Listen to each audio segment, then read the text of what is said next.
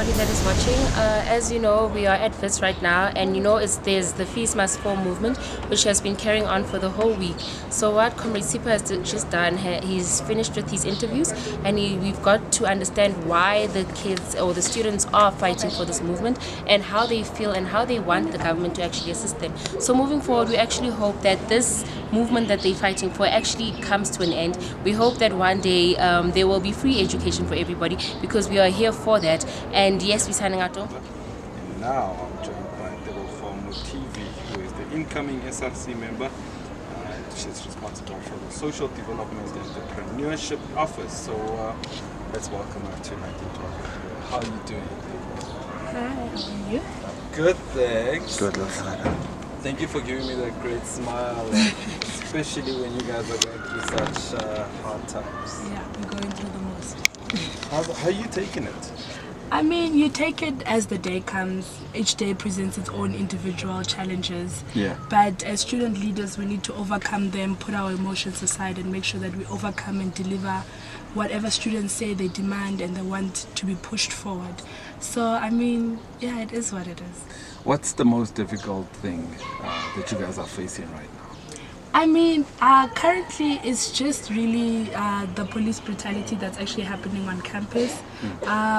Compared to last year and this year, we have a lot of police presence. I mean, you can find at one time, you can have 30 vans on campus filled with police. Yeah. And I mean, like, we are in a space at Wits where we are used to actually voicing our opinions, feeling free to walk around and, to protest how we wish. And this year, I mean, the heat is on. I mean, you can't even move around with a mass of students from one point to another without the police questioning you. What are you doing? Why are you moving? If you don't move back. In some instances, we have to find ourselves locked in where police don't want us to move at all. Sure. So it's really tough this year with the police brutality. That's quite crazy, man. We drove in here and we saw the vans and we're like, sure, it looks like some prisoners up in here, man. I mean, Wits is known to have peaceful protests, and having police on campus is just really agitating students, because we are saying, but this is our campus, to an extent where police can actually come and threaten that we want to do 1, 2, 3, 4, 5. This is our space, this is our institution. If we have grievances, we must always feel free. And I mean, it's all unnecessary, I feel, and a waste of state resources who could have been used somewhere else where it just really, really needed. Absolutely. Now let's talk about you. You are the incoming SRC member, and what are the issues that you are hoping to fight for students in right here in Wits? I mean, a lot of issues that are affecting the student body is in terms of access to the university and maintaining that access when they're inside the system.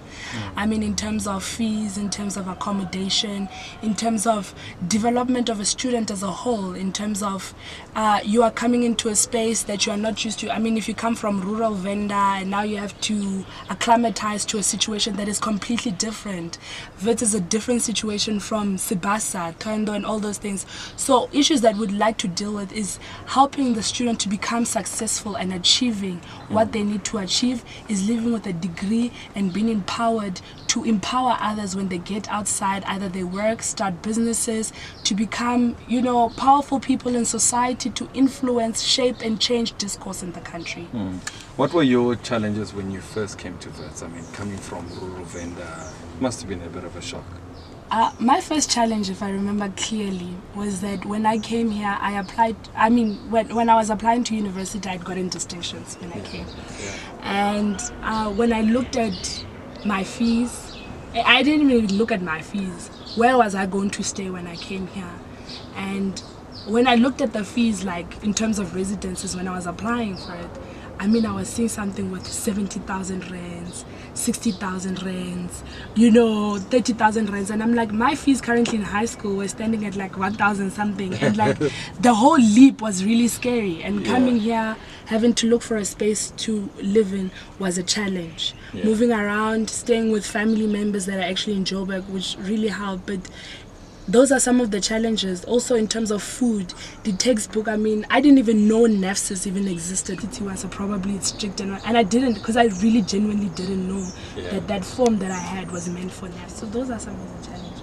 Yeah, and then you are heading up social development and entrepreneurship office. Let's talk about social development. Does it cover some of the issues you already spoke about? Yeah, because particularly this is a new office in the SRC which was created. Social development pertains to everything else outside academics. So your other social skills, your soft skills, how you talk, how you present yourself, empowerment of your own well-being as a person, as an individual, talks, even in terms of entrepreneurship, empowering students, it's everything else outside academics. So I'm one person who's been given the responsibility of tasking this new portfolio.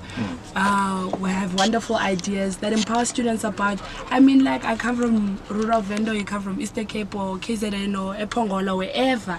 But, how do I speak? How do I address someone in an interview? How do I do 1, 2, 3, 4, 5? It's all those other hows that the academic program doesn't necessarily answer to. So those are one of the things that social development will pertain to, the social. And thank you so much for listening to our radio podcast, and we're broadcasting all the way from Wits University. And we did speak to a few young people, and this time around, Kibwale Austandiswa Yapi, who is a worker right here in the retail sector at Wits University. And of course, she's representing the Insourcing task team. And Arguele Austandiswa, thank you so much for speaking to us, Lekayos. Don't be nervous, don't be nervous. Okay, good. All right, you're a worker here, so tell us about what it is that you do within the campus here at Wits. Okay, I'm part of most of the things that are happening here at Wits. Last year I was part of the mobilizing on the fees must fall, on the outsourcing, which means we wanted workers to be insourced. I've been part of all the programs that are happening involving fees must fall and insourcing. And let's talk about insourcing. So basically, what it means from a layman's, from my side, are you saying Wits outsources, and then Lona as workers, you wanna be the one that supplies or provides services to Wits?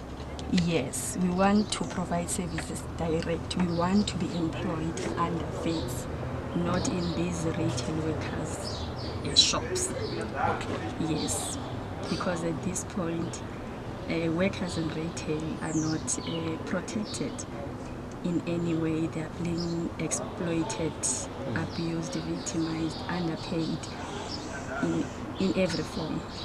So we're not happy about that. Hence, we are asking for insourcing too. I see also the students, because you have been involved, the students, they are supporting your cause. How does it make you feel getting the support from the young people? It's very touching because these are our children. Some of them are our sisters and brothers, and we have supported each other throughout. Since the start of these movements, we've been together. I've been in the forefront, but in the end, as retail workers, we don't have anything to prove, because even right now in the insourcing that is signed in principle, we are not benefits of those benefits, which means it is signed that workers will be insourced. In principle, those are service providers, but retail workers are left behind. They are ignoring our plight, and even management is aware of the things that are unjust that are happening here at Wits. What is the response from the management team at Wits? Their response is that we are hired by a third party, which I feel is not a right response, since everyone at this point is not insourced, which means everyone is still hired by a third party. like we are.